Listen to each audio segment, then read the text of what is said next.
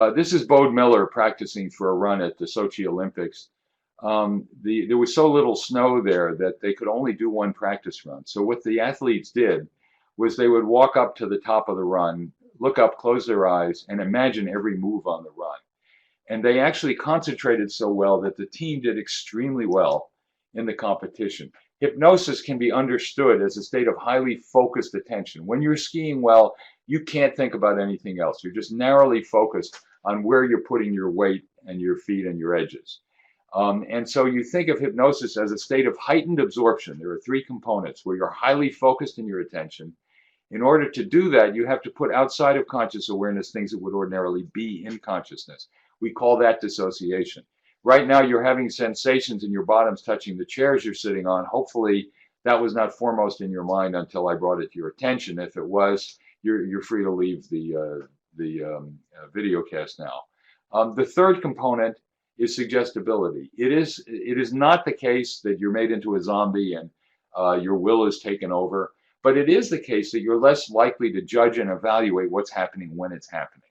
It's like the experience of being so caught up in a good movie. At the time, you may not be evaluating the movie and thinking, well, this isn't plausible. Why did he do this rather than that? But you're so absorbed in what's happening that you're less interested in why it's happening. You're less likely to judge and evaluate. And that's the state people are in when they're hypnotized.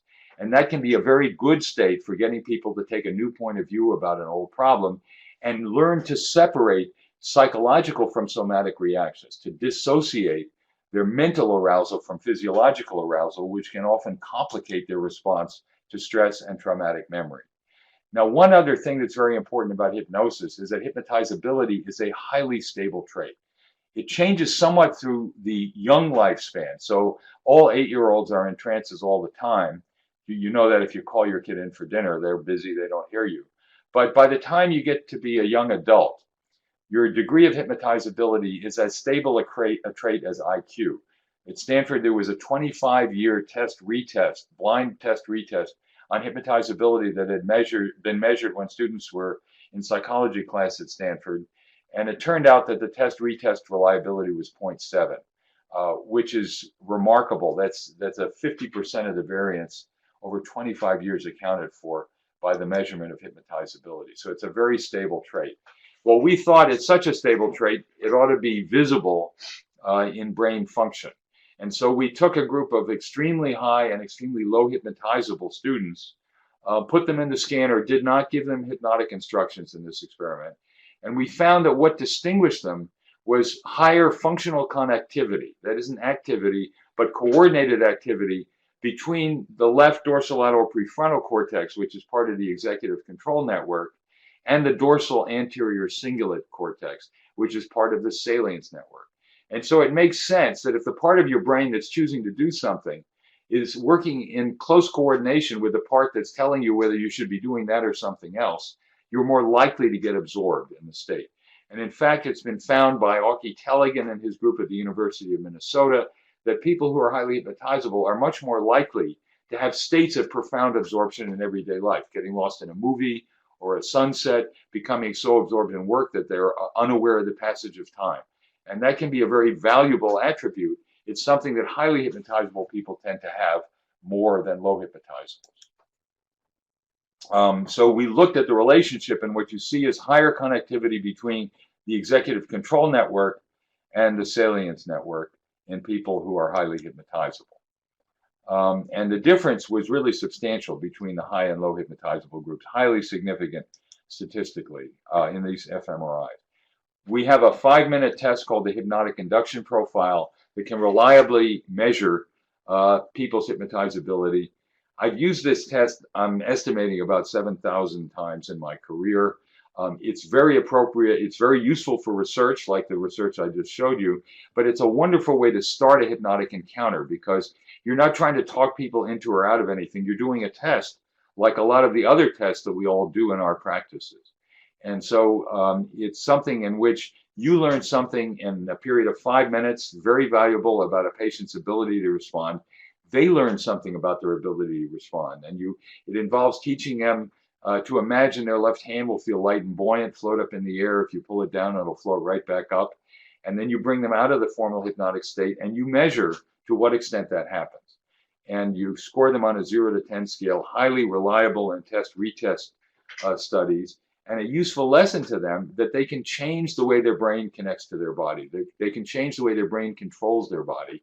And I tell my patients, sometimes you've probably had the experience that you get worried about something, you notice your body tensing up, your muscles tighten up, you start to sweat, you breathe faster, and then you observe that and you feel more anxious. And then your body says, now he's really getting anxious. And it's like a snowball rolling downhill. This is a lesson to them that they can control their bodies in ways that don't cause that snowball effect and that in fact can interrupt it. And that can be a good groundwork for a therapeutic intervention. It happens that people were interested in, and particularly you at the VA, and I started my career for 5 years at the Palo Alto VA working with veterans, and I'll show you an example of that in a few minutes, that patients with PTSD are highly hypnotizable on the hypnotic induction profile. So their mean score was 8 out of 10, which was significantly higher than normal controls, 7.2, and people with schizophrenia twice as high. So hypnotizability has some potential in complex differential diagnosis, like, for example, a dissociative disorder versus schizophrenia, which is sometimes a problem. But it's also likely that people you see who have PTSD are going to be highly hypnotizable and therefore able to use hypnosis in the course of their treatment. This is the next question we wanted to ask neurobiologically is, what actually goes on in the brain when people go into a state of hypnosis? So we screened 545 students. We came up with, on 2 tests, the hypnotic induction profile and the Harvard Group Scale of Hypnotic Susceptibility, a group of 36 highs and 21 low hypnotizable individuals. We then put them in the scanner, and the design here was to go into hypnosis in the scanner. There were 4 conditions, 2 hypnosis conditions, one just feeling good and one memory of a vacation. We had 2 control conditions. We had a memory condition to just test for the recall aspects of hypnosis and a resting state. And the ones that we considered for comparison were high versus low hypnotizables in the 2 hypnosis conditions versus the 2 non-hypnosis conditions. And we found 3 things. One, a decrease in activity in the dorsal anterior cingulate cortex. That part of the salience network that I mentioned before is coordinated with the dorsolateral prefrontal cortex. So you're basically turning down activity in the part of your brain that helps you worry about whether you should be doing something else. There were 2 other findings. One, higher functional connectivity between the dorsolateral prefrontal cortex, the executive control network, and the insula, which is a mind-body relay. So when you get worried and then your body increases heart rate and blood pressure, that's the insula. It's also part of the salience network and is a pain processing center. So it helps understand why hypnosis can be so good for pain control. So higher functional connectivity between those 2 regions. And the third is inverse functional connectivity. That means when one is on, the other is off, between the executive control network and the posterior cingulate cortex. That's part of what we call the default mode network. It's what's working when you're not doing anything in particular, just sitting around reflecting about yourself and who you are. And I think this is a mechanism for dissociation. So you disconnect the task that you're doing from your evaluation of yourself while you're doing it. So that's what happens when people are hypnotized. It can be used powerfully in things like pain control. This is an event-related potential study we did in which we gave a series of shocks to a group of highly hypnotizable students on the hypnotic induction profile. And the red line is the somatosensory evoked response to this series of shocks in a non-hypnosis condition. And you see P100, P200, P300 peaks that are classical. The early ones for perception, the latter ones for interpretation of the meaning. Is it an important stimulus? Your P300 is higher. Same shocks in the next condition, but they're hypnotized and told that that arm is cool, tingling, and numb. It's in circulating ice water. And you can see the yellow line, there's no P100 at all. And these are signals received a tenth of a second after the stimuli are given. So people who are reducing pain in hypnosis aren't simply reinterpreting the pain input as different. They're feeling less pain. And you can see that the P2 and P300 are just half as strong as they were in the standard condition. Hypnosis can be very helpful, as Esdale found in India. This is a randomized trial we published in The Lancet with Elvira Lang, who is an interventional radiologist. We had 241 patients in 3 conditions, randomized, 1 to standard care. They could all push a button and get an IV push of opioid. 1, they could do that, plus having a friendly nurse just trying to help them through it. And the 3rd, they learned self-hypnosis. And what you see is that the pain over the 2 hours or so of the intervention was 20% as high by an hour and a half in the self-hypnosis condition than it was in the standard care condition, and half as big as it was receiving friendly support. Notice also that the self-hypnosis line ends earlier. It's not because the patients died. It's because they were so comfortable that they were able to get through the procedure 17 minutes faster. And this actually wound up saving $338 a procedure because they had better use of the procedure room. So highly effective for acute surgical related pain. We have an opportunity now where we have funding from the National Center for Complementary and Integrative Health to study fibromyalgia, this very difficult chronic pain syndrome in which people feel constantly uncomfortable, have interrupted sleep. You press on their muscles and they hurt. And so what we're looking for is non-opioid mediated ways of helping people with pain. And we're combining, in collaboration with Professor Nolan Williams here at Stanford, the use of hypnotic analgesia with transcranial magnetic stimulation in those very same regions that I mentioned relate to hypnotizability. So we're stimulating over the left dorsolateral prefrontal cortex, inhibiting activity, and through the DLPFC connection to the DACC, we're trying to enhance hypnotizability and therefore hypnotic analgesia.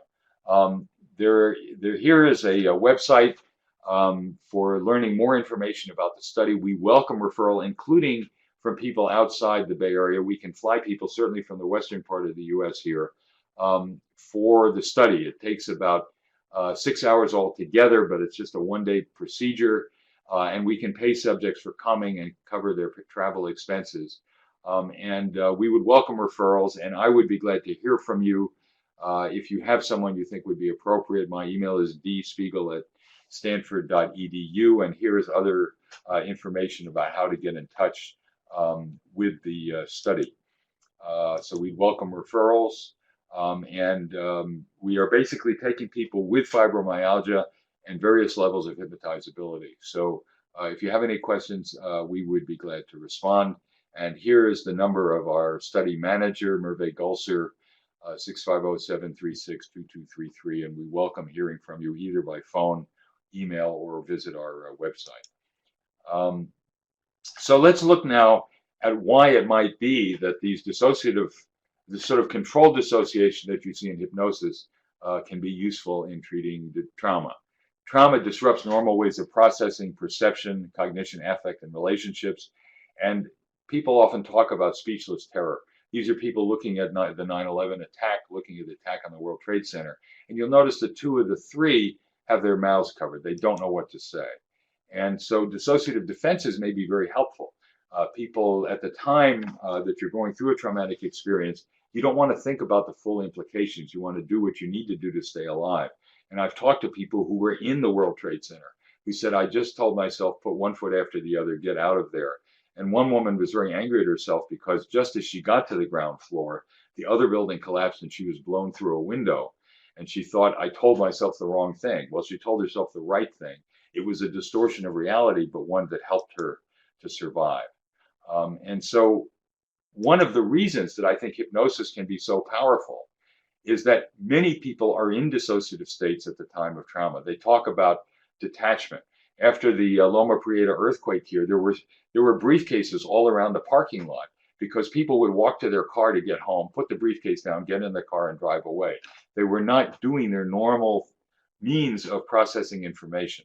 Most rape victims experience the rape as if they're floating above their bodies, feeling sorry for the person beneath them. So traumatic events induce a kind of dissociative reaction, and that contributes to their dissociative amnesia about aspects of the trauma, the separation of the traumatic memories and experience from their ordinary awareness, and it provides an opportunity for a controlled dissociative state like hypnosis to help them become reattached and reprocess those memories. So there's evidence that the level of dissociation declines in the weeks after a traumatic event, and that people who dissociate are more likely to be re-victimized. And re-victimization is a real problem in people who have been traumatized. And it's something to keep in mind as you treat them, that you want to keep them safe, even though they may not be adequately looking out for their safety.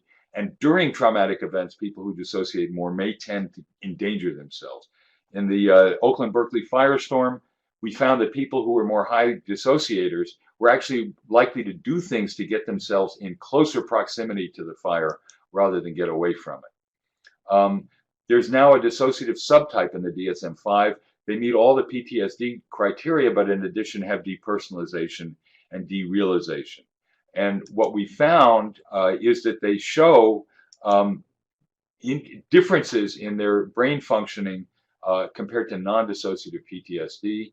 It's about 14% of all people with PTSD. They're more likely to have childhood onset of PTSD, so more trauma early in childhood, and higher exposure to trauma, and histories of separation anxiety and specific phobias, as well as role impairment and suicidality. So they're a severe group of people with PTSD, and they tend to have increased medial prefrontal cortex activity and decreased limbic activity compared to the hyperarousal type of PTSD that has frontal inhibition and increased activity in limbic regions, particularly the amygdala and the insula.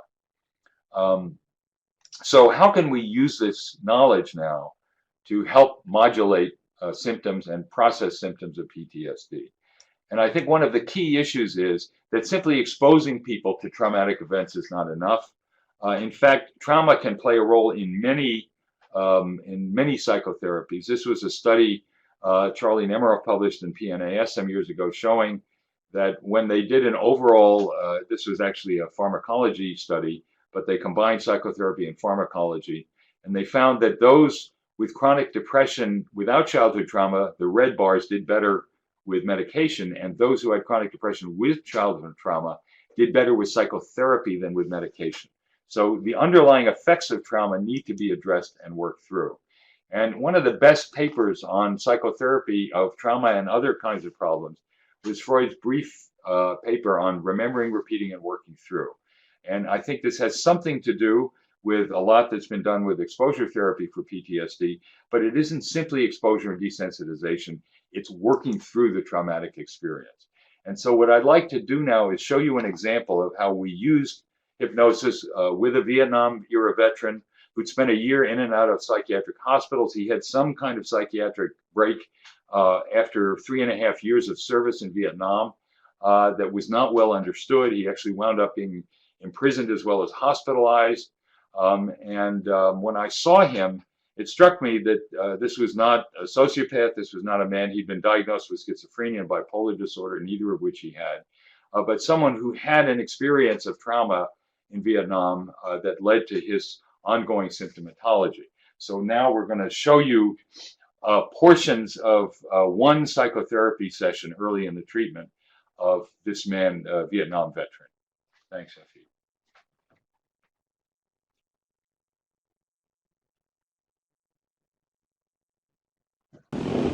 What I would like to try with you, Mr. Spencer, is going back to some earlier times in your life, using this meditative state as a way of both getting in touch with it, but also putting it in perspective.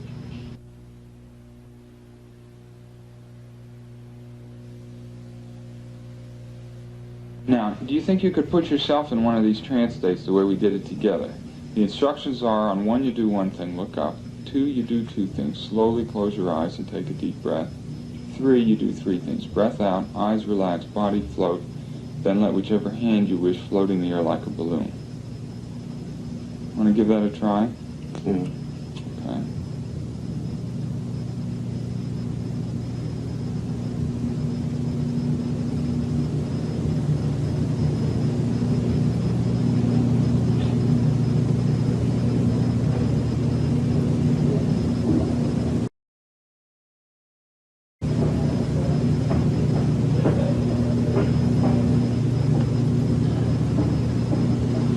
That's good. Now, and let whichever hand you wish float up in the air like a balloon.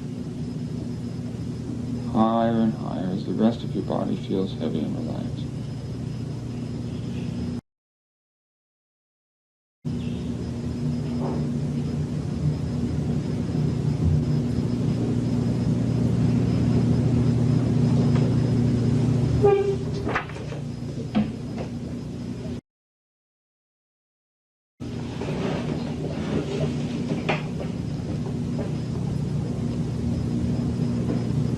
All right, good.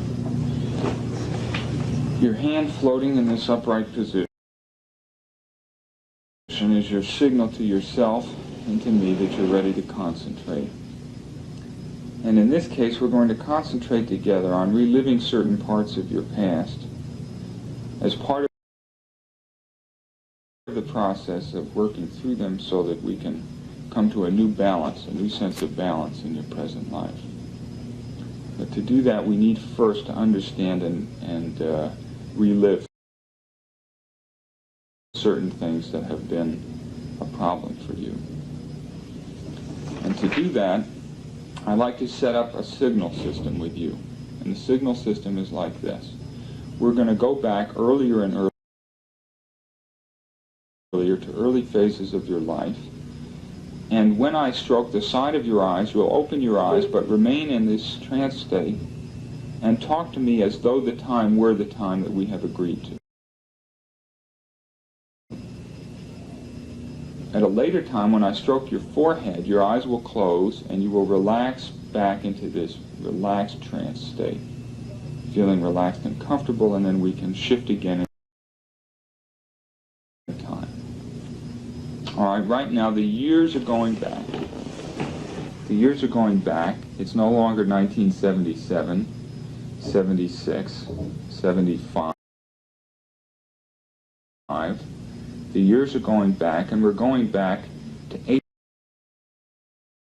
April of 1966. It's April of 1966, and you're first arriving in Vietnam.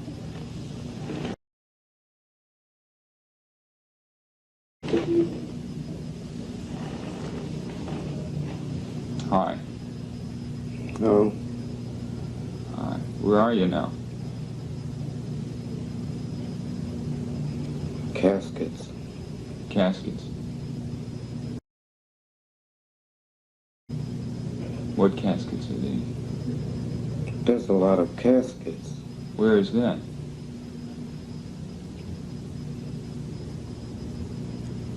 There's a lot of caskets. Wow. What are you looking at? Can you tell me? That MP up there just eating, sitting on top of all those caskets. This is at the airport.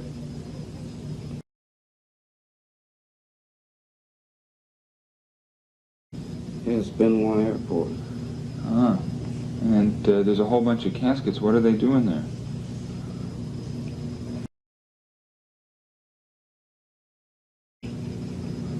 They're putting them in the Charlie 141.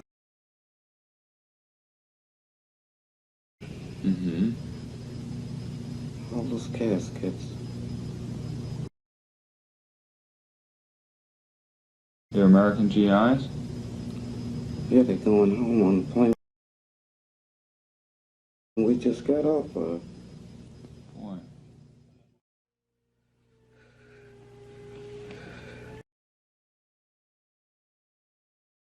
Let your eyes close. Let your eyes close. Take a deep breath. Take a deep breath.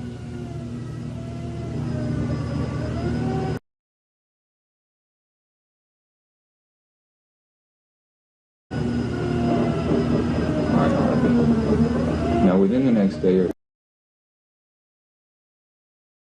two. So let yourself go.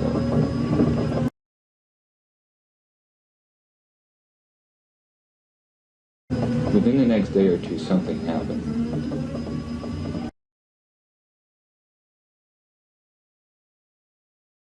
You took some weapons and you just took off.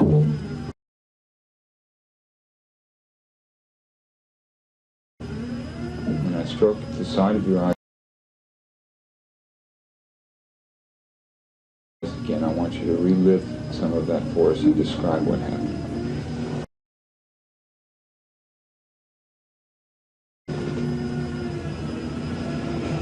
Oh my God.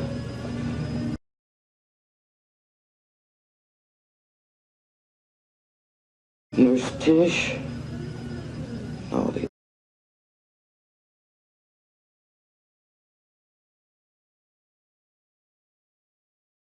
didn't.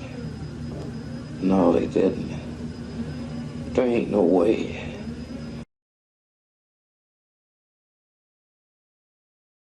Not Shadtown. No.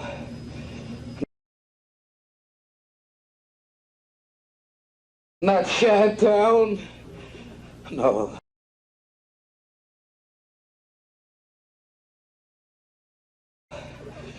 No.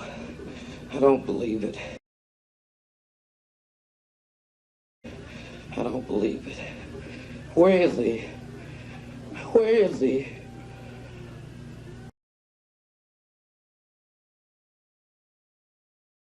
Oh my God, they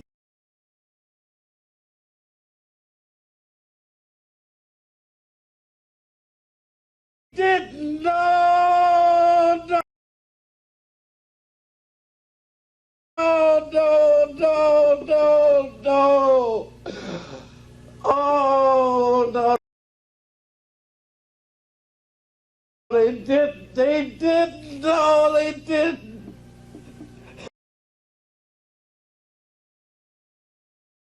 I'll get the son of a bitches. I'll get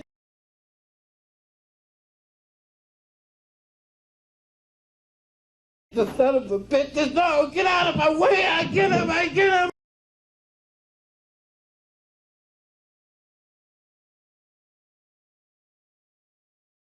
I get him. I get him. I get him. I'll get him.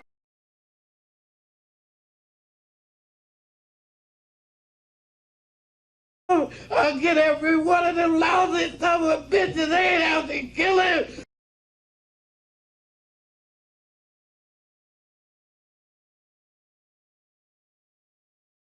No, let me go. Let me go. Get out of the way. I gotta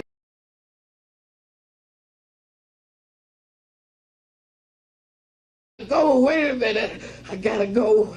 Wait a minute.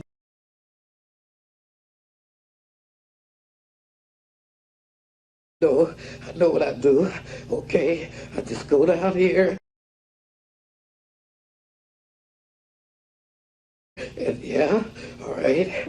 Get out of the way. Wait a minute. Get out of the ambulance. I want that ambulance. Give me the ambulance. No, I'm all right. I'm all right, man. Let me alone.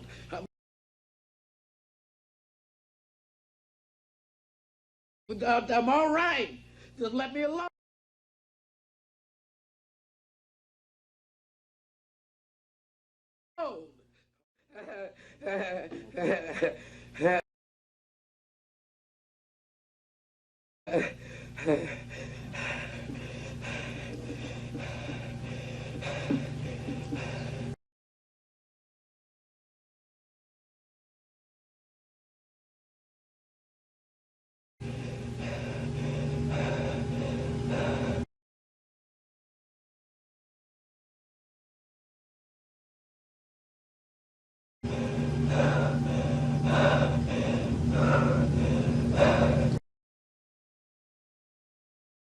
Just let yourself go.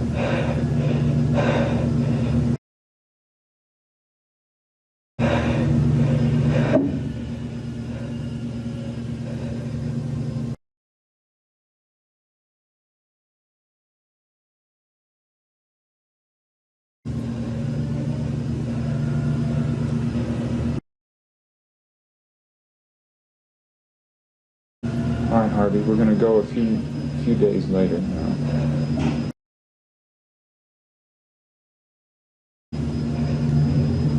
We're going to go to Chi-Town's funeral.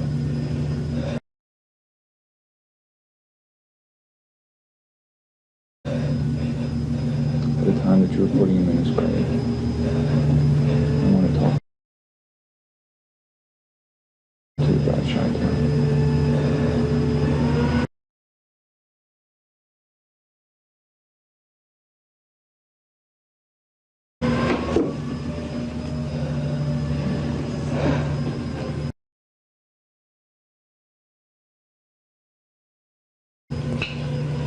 Yeah, where they got him?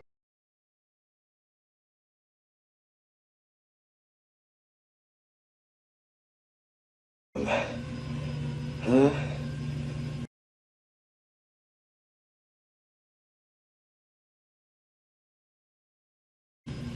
Oh, they wouldn't tell me nothing at the 6cc. You know they don't. I don't know them people up there. I don't know that psychiatrist. That man's crazy. Lord. Oh. Yeah, okay, Spence. Yeah, all right.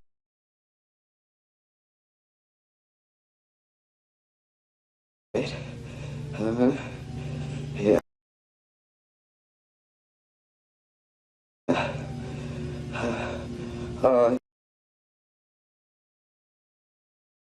Yeah, I'm Sergeant Spencer, and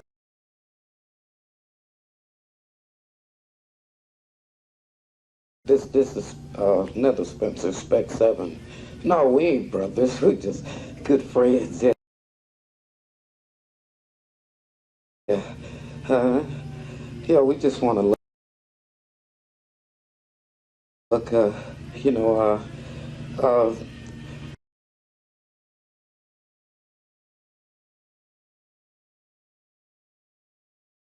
they got uh,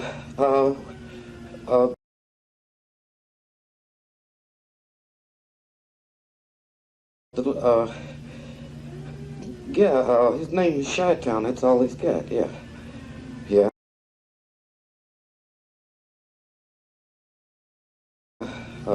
Well, they come in, I guess, on the 3rd, maybe the 4th. Yeah. Okay. Yeah, and I just want to take him back to Long Beach, and you know, and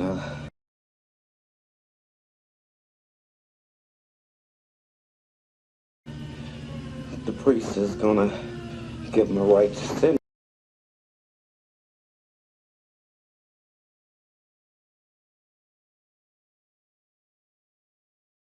Off.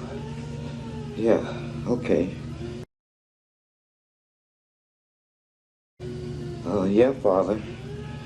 Yeah, I'm not a very religious guy. I haven't been to church since I first came in service. No. Uh,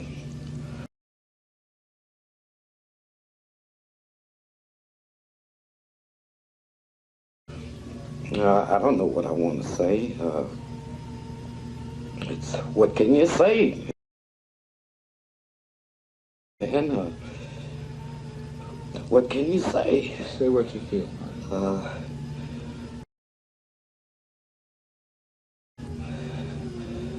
Yeah, let him down easy, man. Let him down easy. Yeah.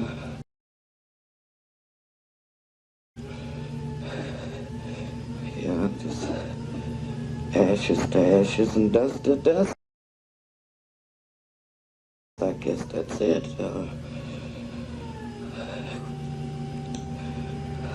Look, yeah, just cover him up. It's all right. Phone. Phone. You got that headstone made? Yeah. Okay.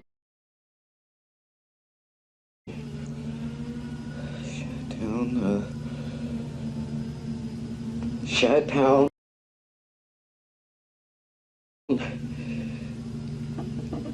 If I just took you over to the hoops, you wouldn't be there, man. You wouldn't be there at all. It's all my fault. It's all my fault if I'd just taken you over to the hooch. Harvey? Harvey, if Chi-town could talk to you, what would he say to you about that?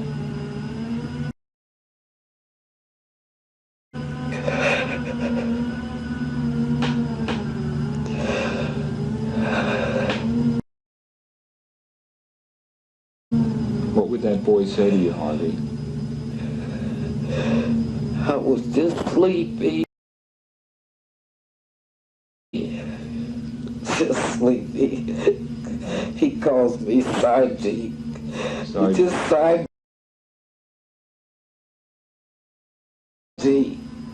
He can't say Sergeant. He just goes Sergeant. So he would say, Sargie, I was just sleepy. I was just sleepy. Harvey, would he blame you for this?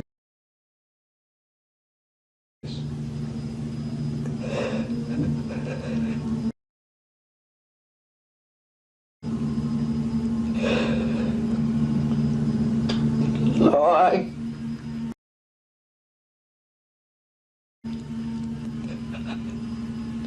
I don't.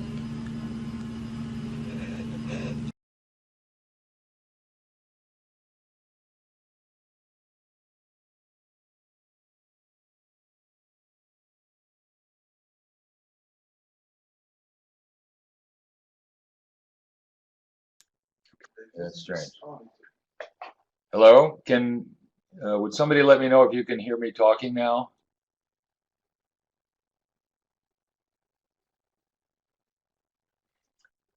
Yeah, thank you for the comments. Good. So unfortunately, the tape, as you can see, it's a very old tape, but I think you can see why I wanted you to see some of it. It's streaming slower than the time allotted. So I'll mention that Chi-town was a Vietnamese orphan whom he had informally adopted and had been with for more than a year. And the boy was killed in an attack on the hospital.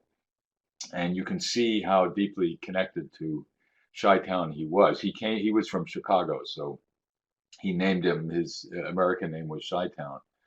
And what I was having him do there was both think through not just the loss, but his connection with the boy and why he was so important to him. And I had him revisit a time when they were happy together. It was a birthday party that the boy had been very happy at, that he had thrown for him. And I'm going to try and show you just the very end as he's coming out of the hypnosis and see what he says if this works. Are we going? No, we're not. Yeah, we're going. Oh, okay.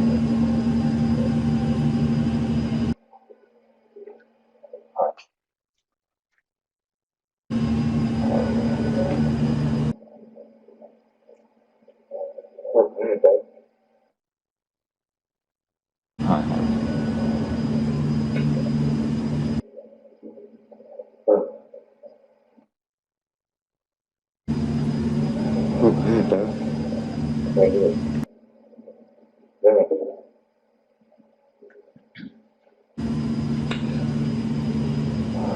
What do you remember?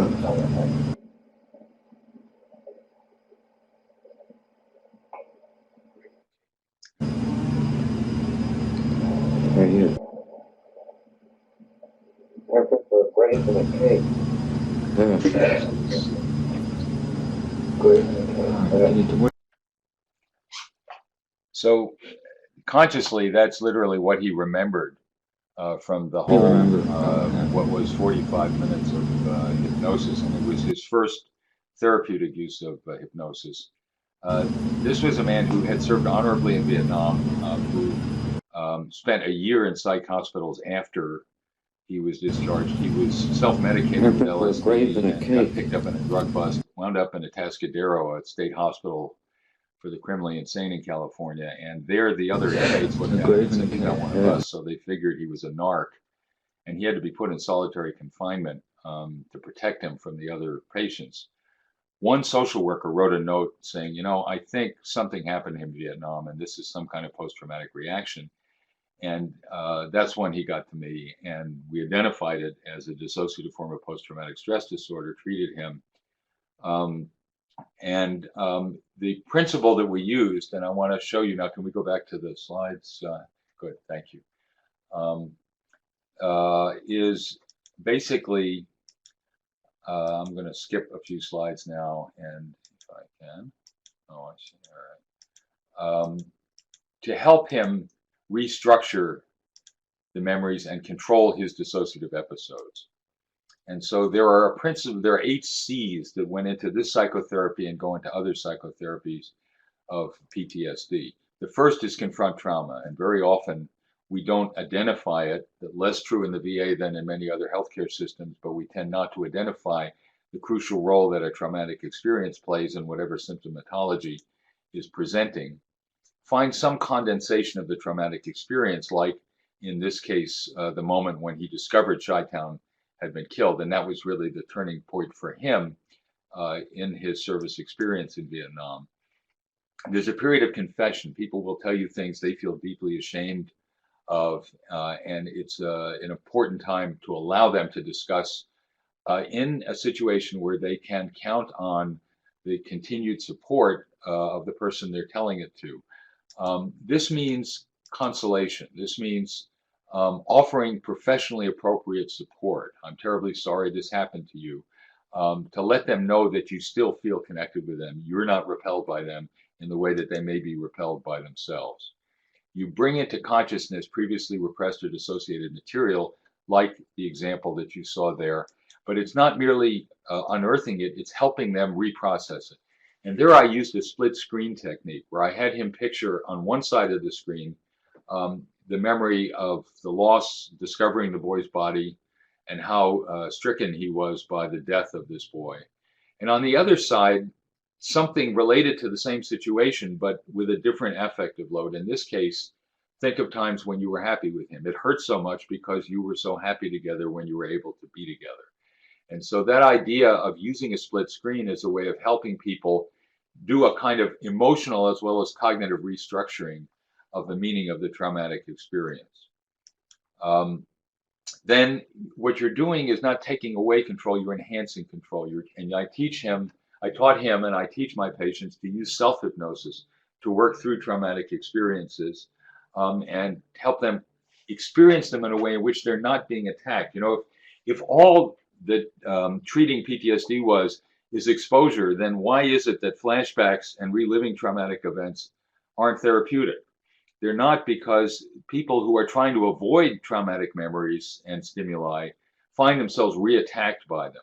And if you experience it with a sense of control, bringing it into consciousness, working through elements of it, it is not re-traumatizing, not simply because of exposure, but because of the ability to cognitively and emotionally reprocess the traumatic experience with a sense of control. And the goal is congruence, to be able to tolerate incorporating these traumatic memories into your current life.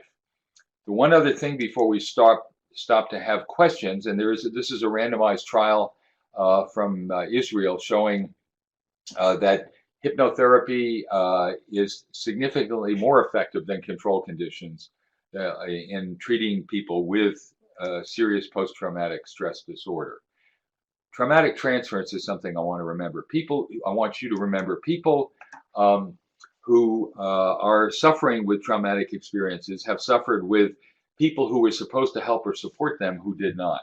And so people will expect the psychotherapy of trauma and the person conducting it to be re-inflicting trauma. And it's important to recognize that, to ask people whether they feel you're helping them more than hurting them. And that a willingness to pay attention to the negative transference that will come with calling these traumatic memories into awareness is a very important part of doing psychotherapy. And Jennifer Fried has talked about betrayal trauma. It's even a bigger problem when people who have been sexually or physically abused by caretakers, by people who were supposed to help them. So the way of dealing with that is awareness, inquiry, and management. Be aware of it, ask people about it, and help to manage the traumatic transference as part of your overall psychotherapy experience. So with that, I will stop and ask if you have any questions, and I'll be glad to respond to them. So how do we do this? We do this on the chat? Yeah.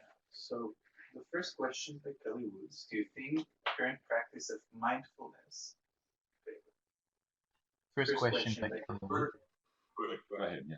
Do you think current practice of mindfulness meditation may raise the responsiveness in hypnosis?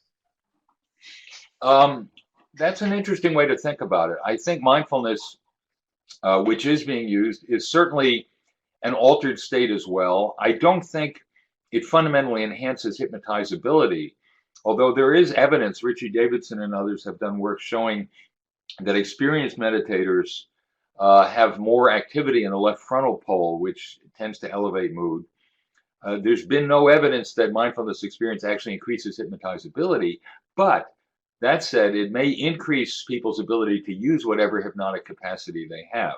Now, mindfulness tends to be less focused on problem solving. In fact, almost by definition, you're not supposed to be problem solving. You're developing compassion for others, open presence, being more accepting of your own emotions, whatever they are, and focusing on various components of the body can be helpful and may prepare people to make better use of a more focused altered state like hypnosis.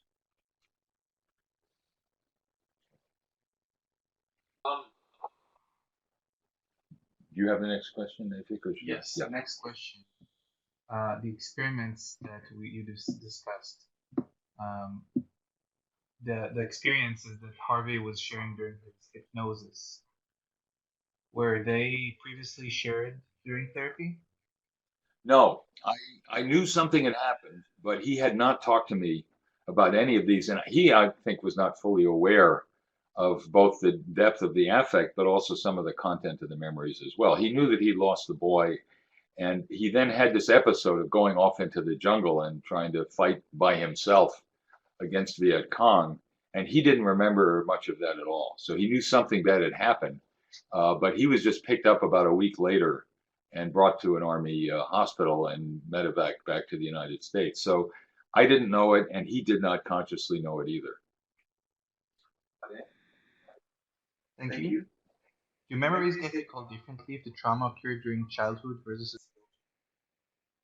I think there is more possibility for a more complete dissociation of trauma that occurred during childhood. I mean, there are people who have been sexually abused in childhood who don't remember what happened consciously between the ages of 6 and 12, for example. So there's a more global amnesia that can happen for people, of course, earlier in development and more frequently in the course of their experience. So this was, Harvey saw a lot of combat and a lot of trauma, but it was this one episode that really set him off. Whereas multiple sexual and physical abuse episodes will tend to have an additive and terrible effect. So I would say in general, and the studies that have looked at dissociative versus non-dissociative amnesia show that it occurs earlier in life. You get an earlier diagnosis of PTSD and more severe symptoms, including suicidality. And so, yes, I think there is more tendency for dissociation. And in part, it's because people are developing their sense of who they are. And so it's more likely that you will have fragmentation of identity as well as memory and experience if traumatic events happen to you earlier in life while you're still developing your sense of identity. So what's the difference between hypnosis and self-hypnosis? And also, why the ability to be hypnotized differs between people? Well, actually, all hypnosis is self-hypnosis. What happens when I'm doing it is I'm showing people how to use an ability that they have to a certain extent. So there's no fundamental difference between the brain state in hetero-hypnosis with somebody mobilizing it and somebody doing self-hypnosis. And when we did it in the scanner, it was just a recording. So people were tapping into their own ability with recorded instructions, not direct sort of manipulation by me or any by a therapist.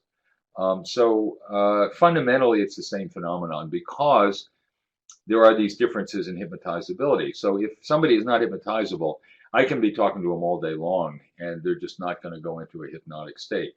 Now, why do we have these differences in hypnotizability? We don't know for sure. There seem to be some experiential and potentially some genetic differences. So there's a positive and a negative path to maintaining your hypnotizability in adult life. Josephine Hilgard wrote a book called Personality and Hypnosis, in which she looked back at the earlier life histories of Stanford students who had had their hypnotizability measured. And she found that there was a positive path, which she called imaginative experiences. So children who had parents read to them, tell stories back and forth, who used their imagination, particularly with their parents early in life, tended to maintain higher hypnotizability later in life. Unfortunately, there was a bad path too. People who as children were physically punished or beaten by their parents tended also to be more hypnotizable. And there, I think, it became for them a desperately needed escape from reality. So I had one patient who was sexually abused repeatedly by her father, and she would go to a mountain meadow full of wildflowers and just detach from what was happening in her body.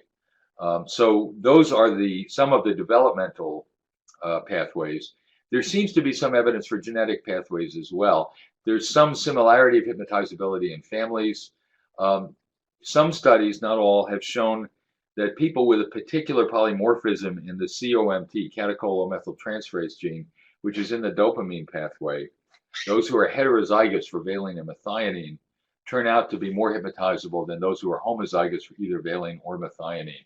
And they have more flexibility in figure ground attentional mechanisms. So they can choose to get absorbed in something or choose to detach themselves from it and focus on the ground, not the figure. So I think it's a combination of some genetic predisposition and the accumulation of early life experiences that leads to later hypnotizability differences. Is there any risk of creating false memories in veterans or military patients? There are risks of false memories anytime you ask somebody a question. And I think the whole false memory fuss has been raised. It is the case that people in hypnosis can come up with memories that they hadn't remembered before, some of which are true and some of which may not be true. That's more likely to happen if you're pushing them to say something. If the only thing you can stand to hear is something you want to hear, then a highly hypnotizable person might tend to comply with your direction. But if you're open-ended, I think you can see that, he and I were equally surprised about what was coming out. I wasn't telling him to remember any of this. Frankly, I wouldn't have come up with anything that interesting if I had been. So I think hypnosis is simply a way of allowing people access to recollections that have strong affective load. Is everything he said exactly accurate? Probably not. We actually checked into some of his story, and much of it was true. There were some things we couldn't confirm. But the fact that he had contact with this boy, yes, and that he had lost him, yes, and that he'd gone off and done some strange things afterwards, were confirmed. I think, unfortunately, this whole false memory controversy has been raised in the context of situations where if the memory is correct, is accurate, somebody did something really terrible to that person. And if it's inaccurate, you're falsely accusing someone who didn't. And people who are accused of things like that will tend to fight back, especially if they actually were guilty of doing it, as we've heard in a recent Supreme Court hearing. So I think it's a concern and one needs to be careful. Keep in mind that what we're doing in psychotherapy is not subject to the same standards as what we have in a court of law, where there is cross-examination and ability to examine the evidence. So what counts is plausibility, and frankly, is it helping the patient or hurting him? If you're piling on memories of horrible things that didn't happen, you're likely to make them worse. He got better. He got out of the hospital. He wound up fixing bicycles for a career. He got mustered out of the Army, which he was very regretful of, and wound up teaching kids to do long distance cycling. So the proof is in the pudding, and you look at how people respond and conduct the hypnosis in a way that is not suggesting that they must remember certain things, but kind of bringing them to a time and place and seeing what happens. So, as researchers and clinicians wanting to get hypnosis as a part of our clinical work or research, what has gotten in the way of less people using hypnosis in PTSD, and also how can we advocate for more? Well, thank you for that question. I'm not entirely sure. I think there is something about the emotional power of a technique like this that scares people a little. I had two kinds of supervisors when I was a resident.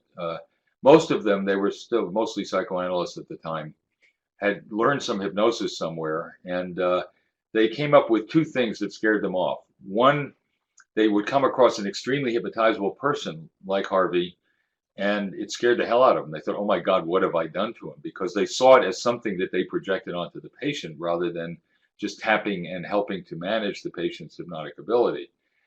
Or they came across some obsessional person who was just not even a little bit hypnotizable, and they took it as a narcissistic injury that they couldn't get the person hypnotized. So if you have that mindset, it makes it harder to keep doing it because you're not taking into account the understandable and real variability in people's capacity to use hypnosis. I think some of it has to do with concerns about creating memories rather than uncovering memories. And as I said before, I think that fear is exaggerated. And by and large, memories that are discontinuous and then recovered are just as accurate as memories that have been continuous.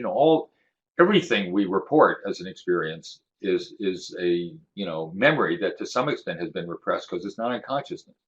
And whether it's repressed with motivation or it's just you haven't bothered to think about it, all memory is a reconstructive process, and that means it's subject to the pressures that come with the contextual cues that lead you to recall something. And so I think some people are unduly anxious about the risk of creating memories rather than simply helping people to manage the memories and related emotions that come up. And of course, it's a little more heated situation when there are memories that involve severe trauma and loss like these. So I think some people get a little frightened of it. But that's our job as psychiatrists, psychologists, psychotherapists, to be able to help people to deal with things that they can't deal with by themselves. And hypnosis is a terrific tool for helping people to do it. As I said at the beginning, I think one other reason is there's no intervening industry. In the old days, when they used to use a dangling watch to induce hypnosis, maybe pocket watch manufacturers were interested. But you have a huge pharma industry. Half their money goes to promoting their drugs rather than discovering them, and that are pushing the product. And so that's why there's been this tremendous movement in the course of my career towards psychopharmacology and psychiatry. And I think we sort of come to the end of that string in a way. I use these meds all the time with my patients, but they don't solve all problems. And there need to be other ways to address things. And I think one very interesting and promising thing that's coming up now is the combination of psychopharmacology with psychotherapy, which, by the way, works better than either one alone. So, I made that tape in 1977, working at the VA. I wrote it up. I've published a lot on PTSD and hypnosis, and I certainly wish it were more widely used because I think it's a very powerful and helpful technique. Thank you. Thank you for that. So, following your comment about medication, as clinicians, are there any psychiatric medications that may interfere with the process of hypnosis? Yes. In general, meds that sedate people will tend to interfere with hypnotizability. Except with one exception, there was one study that showed that if people were highly anxious and you gave them a mild to moderate dose of an anti-anxiety drug, you might improve their hypnotizability a bit. But if you give them too much, you'll sedate them and they just can't concentrate. There's some evidence that dopamine agonist stimulants may improve hypnotizability to a point, but it's also one of these inverted U curves where if you give too much, they just can't control their concentration. They're less hypnotizable. In general, medication-assisted hypnosis hasn't worked very well. And as I mentioned, we're now studying TMS-assisted hypnosis, which we think might work because we're targeting the specific regions in the brain that are involved in hypnotic experience. Yes. Does praying can be considered as a type of hypnosis? Does what? I'm sorry. Praying. Praying. Oh, yeah, there are certain kinds of prayer that are very absorbing. You know, the sort of ecstatic prayer, the Kabbalah in Judaism, certain prayer ceremonies in other religions. In Bali, there's trance dancing, and the only, you know, Bali has three classes. You know, there's the Brahmin class, there's the priest caste, and then there's everybody else. And there's less onus to it because people are born into it, and it's not that they didn't earn their way to a different caste. They just, that's where they are. But the one way you can change your caste level is to become a priest, and that involves trance experience. So trance dancing in Bali is people go into a trance, they hold a knife against their neck, dance around, and somehow manage not to kill themselves doing it, or they dance through hot coals. And so in many cultures, the capacity for trance experience is a profound religious expression and also can actually positively affect your social status.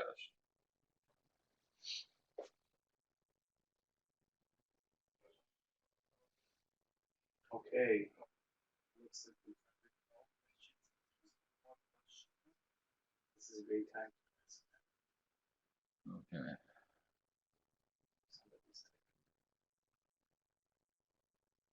Yeah, I see a question here. As a war veteran with PTSD and now treating veterans with PTSD, therapists look towards solutions focused, but often avoid trauma-focused questioning through fear of triggering.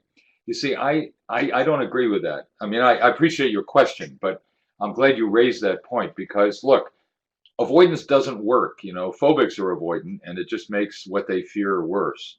With PTSD, you avoid memories or experiences or, you know, places that remind you of the trauma. It doesn't cure you of your PTSD. So the treatment involves actually doing the opposite. And that's what you see in exposure-based therapy and cognitive restructuring therapy. You have to turn and face the traumatic experience so that it doesn't keep tracking and haunting you. And that means taking it in a way in which you feel in control. You don't have to get immersed in all of it, but you allow yourself to feel the emotion and allow yourself to see it from a different point of view. I had a social worker who was the victim of an attempted rape, and she wanted to use hypnosis to come up with a better image of the assailant. She had been attacked. She fought with him. He ran away, and the cops weren't too interested in trying to find him because she hadn't actually been raped. And then she had a seizure. She had a basilar skull fracture from fighting with the guy. And as she did the hypnosis, she couldn't really get a better image. So this was an opportunity for false memory. She said, I really can't see his face very well. But what I can see is, I don't think he wants to just rape me. He wants to kill me. If he gets me into my apartment, he's going to kill me. And the other thing, so I said, well, what did you do to protect yourself on the other side of the screen? And she said, you know what? He's surprised that I'm fighting him that hard. He didn't think I would. So she realized on the one hand that it was even worse than she thought it was. But on the other hand, rather than the sense of shame, and she was feeling guilty that she got herself so badly injured, she realized that she'd fought for her life, that she'd probably saved her life. So when you turn around and face the trauma, when you look at it, when you manage the affect that comes with it, you can also restructure your point of view about what it means. And avoiding it is never going to do that. So when you have to face it, deal with it, and see what you did to protect yourself or protect someone else so that you can experience it as a terrible thing, but not as a uniformly horrible thing, as an occasion to also see what you rose to do at a moment of trauma. Okay. So you have a couple more questions about how to, we're convinced. So how can we learn? What's the best training or what's the best book? All right, well, hypnosis works. That's really good. I'm glad. There is one book here that I'll show you. There. Whoops. The book, I wrote it with, oh dear, my late father, Herbert Spiegel, who was in combat in World War II and learned to use hypnosis there to help soldiers with conversion reactions and pain. And we wrote this book together to try and help teach people how to assess hypnotizability, understand what hypnosis is, and use it for a variety of problems. So the second edition, which is the one I'd recommend, 2004, was published by American Psychiatric Publishing. There are two good professional hypnosis societies. The Society for Clinical and Experimental Hypnosis, that's sceh.us on the web, and the American Society for Clinical Hypnosis. And I think that's asch.net. They both have annual meetings. They have membership. They have training workshops. The ASCH throughout the year around the country. There are good teaching workshops, and the SCEH has a good presentation of research in hypnosis as well. The ASH has some of that too. But those two professional societies provide training and also ongoing contact and learning about hypnosis. They each publish a good journal, the International Journal of Clinical and Experimental Hypnosis and the American Society of Clinical Hypnosis. Division 30 of the American Psychological Association is the hypnosis division. And they always have a series of talks at the APA meeting and other kinds of training as well. So there are professional opportunities for learning about hypnosis.